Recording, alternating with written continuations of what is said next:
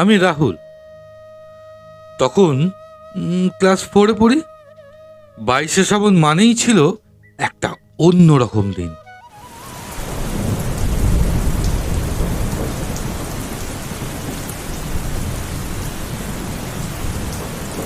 দেখছিস, কবিগুরুর ছবিটার পাশে গাঁদা আর শিউলি ফুল দিয়েছে।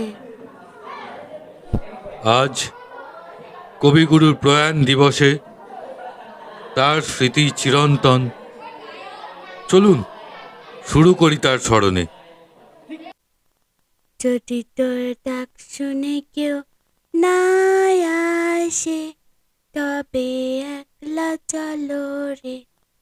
যদি তোর ডাক শুনে কেউ না আসে, তবে একলা চলো রে। আমাদের ছোট নদী চলে বাঁকে বাঁকে। আমাদের ছোট নদী চলে বাঁকে বাঁকে। তারপর কি যেন, হ্যাঁ, বৈশাখ মাসে তার হাঁটু জল থাকে। আমি বড় হয়ে রবীন্দ্রনাথের মতো লিখতে চাই। তোমাদের মধ্যেই তো কবিগুরু বেঁচে থাকেন রাহুল।